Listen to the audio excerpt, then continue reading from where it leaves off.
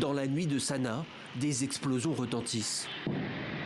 Des nuages de fumée sont visibles au loin, alors que des missiles continuent de s'abattre sur la capitale yéménite. Des frappes américaines, très nombreuses, plusieurs dizaines au total, qui ne se limitent pas à la principale ville tenue par les Houthis. La veille, c'est le port de Ras Issa qui était visé.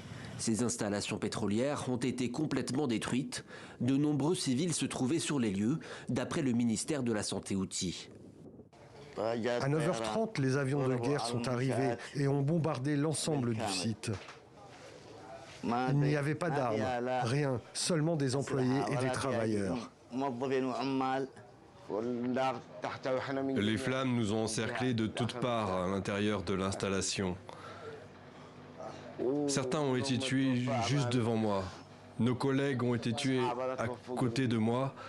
L'un d'entre eux avait les jambes déchiquetées par les éclats d'obus. Je n'ai pas pu l'aider. Pour l'heure, Washington ne s'est pas exprimé sur d'éventuelles victimes civiles.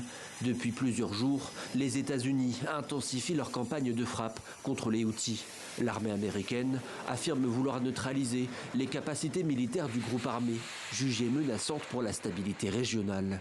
Une déclaration qui fait écho aux récentes attaques menées par les Houthis contre Israël.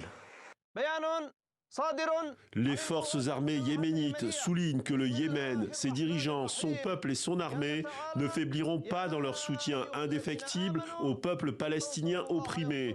Elles restent attachées à leurs devoirs religieux, moraux et humanitaires, quelles qu'en soient les conséquences.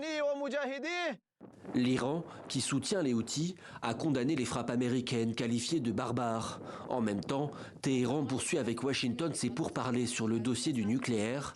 Une troisième session de discussion est prévue pour le 26 avril, sous médiation du sultanat d'Oman.